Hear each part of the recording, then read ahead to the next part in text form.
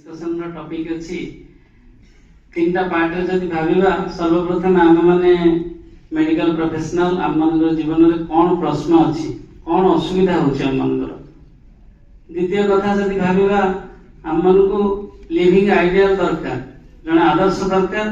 जे सेतिरे आम मानकर प्रश्न का समाधान हे जिवो आ तृतीय कथा हला श्री श्री ठाकुर भावादर्शटा कौन जोटा आहुरी मते पूर्ण रूप में भल करबा को सहायता करिवो এই প্রশ্নরে মেডিকেল পিলার মানে স্ট্রেস কোন ছাত্রাণং বিদ্যা অধ্যয়ন তপ শিখিছু পাঠ পড়িবু এবং এতো এভাবে গোটে বড় প্রফেশন আসছু যোটি কি সমস্তে জগিকি অছন্তি যে মানে সোসাইটির ସବୁଠୁ বড় ইলাইট মাস তো সেমানে বহুত কিছু জানিবে লোকଙ୍କୁ সেবা দেবে তেଣୁ পাঠটা আমার বহুত দরকার কিন্তু মো সাঙ্গ পিজি পাইଯିବ ମୁଁ পাইবিনি मो क्लास रे से भलो कर दोछि मु भलो कर पारुनी ए डर ए स्ट्रेस मो भीतर रहउछि दुरे प्रोफेशन को देखिले आगु को देखु से डॉक्टर मान प्रति समाज रो सम्मान नाही धीरे धीरे कमी जाउछि नेगेटिव वातावरण भीतर देई हम माने भाबु जे मोर इंजीनियरिंग छात्र बहुत पैसा पाइले सांग ही पढुथुलु से फॉरेन रहले मु किंतु एठी रहली पेरिफेरी काम कली पैसा कम मिलला ये सब गोटे स्ट्रेस आसे जीवन रे स्टूडेंट हिसाब रे भाई जो कहले से कथा को आधार करी आमे जदि भाबिबा सर्वप्रथम खुशीटा कोठी अछि परम ब्रह्म श्री ठाकुरଙ୍କର भावादर्श रे खुशीर कथा हला कि खुशीटा गोटे मनर अवस्था जनक पाखे बहुत पैसा अछि किंतु से ताको ठीक रे उपयुक्त विनियोग करूनी तार पिला छुआ खराब हे गेले बहुत पैसा रोजगार करि किंतु बहुत दुख रे अछि तापर भांगी पड़ुची पर जीवन ना बहुत कष्ट रहउची मोर गोटे छोट एग्जांपल ले देबी किछि दिन तळे भुवनेश्वर गोटे बहुत बड़ उत्सव हेतिला मु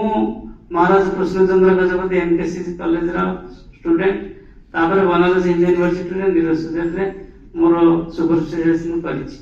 हमर जे SPM teacher sir Patnaik sir थिले सेते बेले आमे ताका बारे किछि किछि पढुथुलु आउ भल लागुथिला सहज सरल भाव आसंती समय गड़ी जाइए भुवनेश्वर उत्सव बेले परम पूज्यवासी श्री आचार्य देवंकर ज्येष्ठत्म पूज्यवाद अरविंद आसछंती एवं सार शुणिकी सत्संग किए जड़े गुरु सहित निजर जीवन प्रश्न समाधान आसिक पहुंच जाइए बाटर देखाला सार को चिन्हलु नहीं पाखे पहुंचेली से मत किसी प्रश्न कथा पचार ना सहित डायरेक्ट प्रश्न कथा कहते जीवन टा निरस लगुच पर मत दादा कहले आ जड़े सांग सहित कथबार्ता प्रश्न समाधान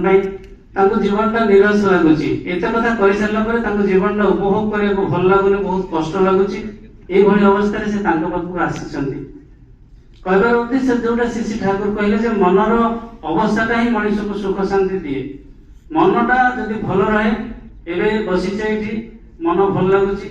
पुणी घर को गली झगड़ा है पुणी मन खराब हो जाए मनटा को पॉजिटिविज्म रे जदि रखा जाए आमर कथबार्ता भल हुए कर्मधाराटा भल हुए सदा सर्वदा पॉजिटिविज्म रे रहिबा को हेले मनटा को बलिष्ठ करबा को हेले श्री ठाकुरଙ୍କର भावादर्शर जो लिविंग आइडियल को लेके चलिबार कथा निश्चित भाव में प्रयोजनीय मननाथ तारयति इति मंत्र आम भारतवर्षर भावधारा रे आमे मनीष माने बहुत पॉजिटिविज्म रे रही चलीचु एवं पॉजिटिविज्म जो धाराटा आमे जोटी कहबा को गले एई माठिया केते पानी अछि कहबा गले आमे कहूना जे माठियाटा फांका अछि आमे कहू माठिया अधा पानी अछि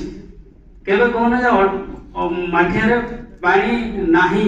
एई नेगेटिव थॉट आमे आनुना सेमती आमे जो प्रोफेशन रे अछि से प्रोफेशन रे एगुडा सब नेगेटिव अछि जे मो सांग पाई जीवो मते समाज रे सम्मान मिलु नाही किंतु तार जब पॉजिटिव इमोशन टा भावुची जे मो भाग्य रे एभली गोटे सुयोग मिलिछि जे मनीषर सबुठु कष्टर अवस्था जोटा जोटा आ केही करि परिबेनि मु सेठी करूची सेते बेले मो मनटा दृढ़ीभूत हो जाउची एभली बहुत आशीर्वाद सहित मु गोटे जीवन पाइछि जो जीवन रे मु मनीषर दुख दुर्दशा रे छिड़ा हे पारुची श्री ठाकुर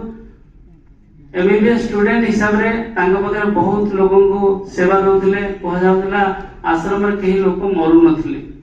किंतु श्री ठाकुर चिकित्सक हिसाब रे तांको जीवन टा एभली से कहउछन्ती जे ରୋଗୀର ଘର ଚାରିପଟେ ବୁଲୁଛନ୍ତି ଯେ ଏମିତି ଡାଇରେକ୍ଟ ରୋଗୀ ଘରକୁ ପଳେଇଲେ କାଳେ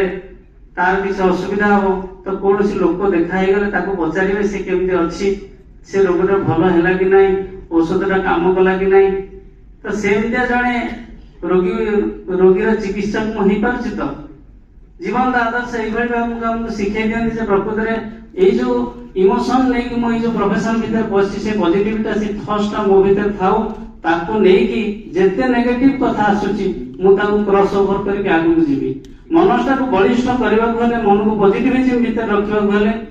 ଜଣେ ଜୀବନ୍ତ ଆଦର୍ଶ ଗୁରୁ ପାଖରେ ରହିଲେ ମୋ ମନଟା ବଳିଷ୍ଠ ହେଇକି ରହିବ। ନହେଲେ ଏଇ ଯୋଉ ଧ୍ୟାନ ଧାରଣା ଭିତରେ ଯୋଉ ସ୍ପିରିଚୁଆଲିଟିର କଥା ମ୍ୟାଡମ କହୁଥିଲେ ଯେ ମୁଁ କୋଉଠୁ ଆସିଛି କୁଆଡେ ଯିବି, ଏଇ ଥଟ୍ ପ୍ରୋସେସ ଯଦି ସ୍ପିରିଚୁଆଲିଟିରେ ମଣିଷ କରୁଥାଏ, ମଣିଷ ଶାନ୍ତ ନିରବ ଥାଏ, ମନଟାର ଭିତରେ ରିସେପ୍ଟିଭ ହେଇକି ସବୁ ଜିନିଷ ଗ୍ରହଣ କରିବାକୁ ସେ ରେଡି ଥାଏ, ତାହେଲେ ଯେତେ ପ୍ରକାର ବାଧାବିଘ୍ନ ଆସିଲେ ସେ କ୍ରସ୍ ଓଭର କରିକି ପଳେଇଯିବ, ଆମକୁ ଏଇ ପ୍ରୋବ୍ଲେମ ହବନି। ଶ୍ରୀ ଠାକୁରଙ୍କ ଭାବାଦର୍ଶରେ ଆହୁରି ପ୍ରାକ୍ଟିକାଲିଟି କଥା ଯାହା କହୁଛନ୍ତି, ଠାକୁର କହୁଛନ୍ତି ମାଇ ଲାଇଫ ଇଜ ମାଇ ମେସେଜ। ଠାକୁର କରିକିରି ଦେଖାଉଛନ୍ତି ଜୀବନରେ ଦୁଃଖର ବିଭିନ୍ନ କାରଣରୁ ପ୍ରଥମ କାରଣ ଠାକୁର କହୁଛନ୍ତି ଅଜ୍ଞାନତା ହିଁ ଦୁଃଖର କାରଣ। ମତେ କେମିତି ପଢିକିରି ପିଜି ପାଇବାକୁ ପଡେ, ଯଦି ମୁଁ ନ ପଢୁଥାଏ ତାହେଲେ ମତେ ପିଜି ମିଳିବ ନାହିଁ, ମତେ ଜ୍ଞାନବାନ ହେବାକୁ ହବ। କିଭଳି ଭାବରେ ମୋର ଘର ପରିବାର ଚଳିବାକୁ ହୁଏ, ସ୍ୱାମୀ ସ୍ତ୍ରୀର ଜୀବନ କିଭଳି ହେବାକୁ ହୁଏ, ପିଲା ଛୁଆ କେମିତି ବଡ କରିବାକୁ ହୁଏ, ସେ ବିଷୟରେ ଯଦି ମୁଁ ଜ୍ଞାନବାନ ନୁହେଁ ମୋ ଛୁଆ ଏପଟ ସେପଟ ହେଇଯିବ। ତାଙ୍କ ସହିତ କିଭଳି ସମ୍ପର୍କ ରଖିବାକୁ ହବ, ପରିବେଶ ସହିତ କିଭଳି ଚଳିବାକୁ ହବ, ସେ ସବୁରେ ଜ୍ଞାନବାନ ହେଲେ ହିଁ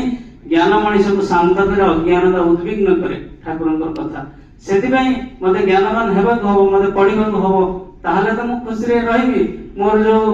କଷ୍ଟ ଯେ ନାଇଁ ମୁଁ ମୋ ସାଙ୍ଗ ଆଗକୁ ପଳେଇଯିବ, ମୁଁ ପଳେଇଯିବି, ତାହା ହେଇଯାଇପାରେ। Next question. খুব সুন্দর ভাবে বিশ্লেষণ করি আমার যে প্রশ্ন লা তার আনসর রাখলে, মোটামুটি সেই জীবন্ত আদর্শ গ্রহণ করি যোটা যেমিতি করি କରିବାକୁ ହୁଏ ସେଇଟା ପାଇବାକୁ ଚେଷ୍ଟା କରିବା ଉଚିତ। ବୋଧହୁଏ ଆପଣ ଆପଣଙ୍କର ପ୍ରଶ୍ନର ଉତ୍ତର ପାଇଲେ। Thank you sir. जय गुरु।